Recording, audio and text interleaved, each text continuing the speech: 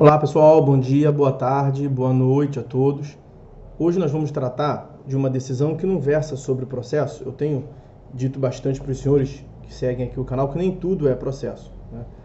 Então, eu separei uma questão relevante, um julgado do STF que versou sobre a constitucionalidade ou não da exigência elaborada por uma lei estadual para que uma concessionária de serviço público de prestação de energia ela encaminhasse notificação previamente aos consumidores para que pudessem realizar a vistoria técnica nos medidores. Eu estou falando da ADIM 3703, oriunda do Rio de Janeiro, ADIM 3703, relatoria do ministro Edson Fachin. Ele ficou vencido, o redator do acórdão foi o ministro Gilmar Mendes. Como de costume, na descrição do vídeo, os senhores vão encontrar a referência completa do julgado e a disponibilização da ementa. Está aqui aparecendo para os senhores. O que nós tivemos, do ponto de vista técnico-jurídico, para levar a ADIM ao julgamento pelo STF? No Rio de Janeiro foi editada uma lei estadual, a Lei 4724 de 2006, salvo engano, eu separei ela aqui para vocês. Lei 4724 de 2006 foi o objeto da ADIM, e esta norma determinou que as concessionárias de energia elétrica somente poderiam realizar vistoria técnica no medidor de energia dos consumidores se antes encaminhassem notificação pessoal com aviso de recebimento aos consumidores. Então, insatisfeitas, a Associação Brasileira dos Distribuidores de Energia Elétrica ajuizou a ADIM contra essa lei, alegando, em síntese, usurpação da competência da União para legislar sobre energia elétrica e violação ao artigo 175, parágrafo único da Constituição Federal, que exige lei nacional para dispor sobre o regime de empresas concessionárias e permissionárias de serviço público federal e a relação com os seus usuários, com os seus clientes. A conclusão a qual chegou o STF, já vou adiantar, foi de concordância com os argumentos da Associação Brasileira dos Distribuidores de Energia Elétrica, porque, aos olhos do STF, o legislador estadual realmente invadiu a competência privativa da União para legislar sobre os serviços de fornecimento de energia elétrica, constante do artigo 22, inciso 4º da Constituição Federal. Vejam aqui, compete privativamente à União legislar sobre, inciso 4º, águas, energia, informática, telecomunicações e radiodifusão. Então, é mesmo de competência privativa da União legislar sobre energia. Além disso, a lei estadual também veio a interferir na prestação de um serviço público federal. O artigo 21 da Constituição prevê a competência chamada de competência administrativa. 22 é a legislativa, a 21 é a competência administrativa. E no inciso 12 do artigo 22, tem lá a previsão, portanto, que compete à União explorar diretamente ou mediante autorização a concessão ou permissão à linha B, exploração dos serviços e instalações de energia elétrica e o aproveitamento energético dos cursos da água, em articulação com os estados onde se situam os potenciais hidroenergéticos. Então, o que nos importa é a primeira parte. É a competência da União explorar os serviços e instalações de energia elétrica. Então, também com base nessa competência, então seja a competência legislativa para legislar sobre energia e a competência administrativa para explorar esse serviço de energia elétrica, houve violação por parte do legislador estadual na estipulação desta exigência. Como a União é a responsável pela prestação dos serviços de fornecimento de energia elétrica, também compete a ela, a União, legislar sobre o regime jurídico das autorizadas, das concessionárias ou das permissionárias desse serviço público.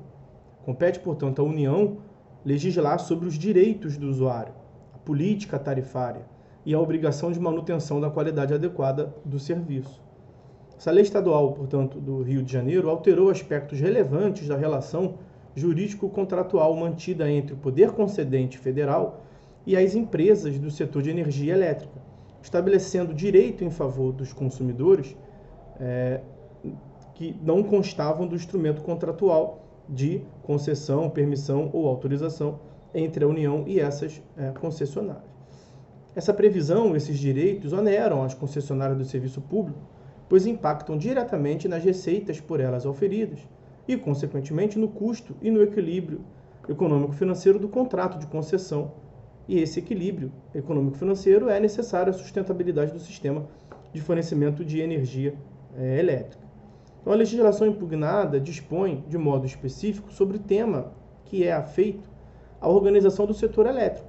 Concede aos usuários do serviço público um direito que extrapola, exorbita o regime jurídico estabelecido no contrato de concessão dessas empresas permissionárias, concessionárias, com o poder público concedente. Então, embora imbuído de nobres propósitos, a lei fluminense, a lei do Estado do Rio de Janeiro, invadiu o campo legislativo privativo reservado à União, a quem foi outorgada a competência material e a responsabilidade pela exploração direta ou indireta do serviço público de energia elétrica uniformemente em todo o território nacional. E essa exigência de normatização uniforme em todo o território nacional encontra-se também no parágrafo único do artigo 175.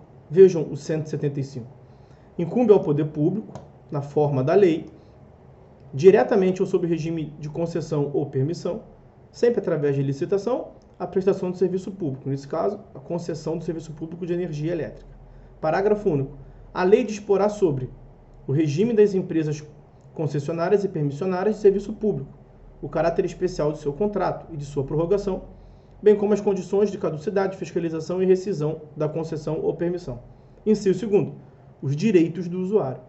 Então, vejam, incumbe ao poder público da União, incumbe a União como poder público, seja em caráter legislativo, incumbe a União legislar a esse respeito, seja no caráter administrativo, a exploração diretamente ou mediante concessão ou permissão desse serviço público, a teor, portanto, dos artigos 21, inciso 12, a linha B, 21, inciso 12, a linha B, 22, inciso 4º, e 175, parágrafo único, incisos 1º e 2º, todos da Constituição Federal, disciplinar a matéria.